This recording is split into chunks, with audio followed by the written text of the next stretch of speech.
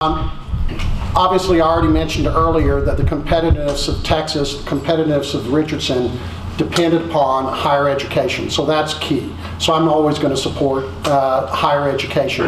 I'll also point out that my parents grew up during the Depression. They never went to college.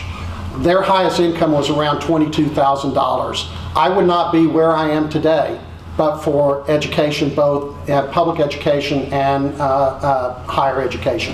So I recognize the importance of that. The Texas legislature this last session increased public education, or rather higher education, by 1.6%. But then the tuitions are now increasing on average in the state 4%. So you have to wonder why the tuitions are increasing 4% when you've already had an increase of 1.6%. So I definitely think we need to make sure that higher education is affordable for all. The average tuition and room and board for kids at school at the University of Texas in Austin is $25,000. That's almost unsustainable, unaffordable for a lot of kids.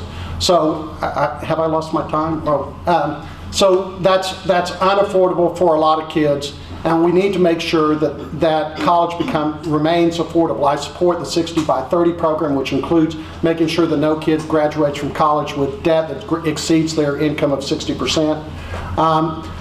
But at the same time, so what I've encouraged and what I support is that we bring a commission together that focuses on how do we make sure that we maintain the quality and the accessibility of our higher education, while at the same time making sure that we can reduce the cost and the expense of that without, again, sacrificing accessibility and the quality of that education. So that's my proposal for higher education. Thank you. Thank you.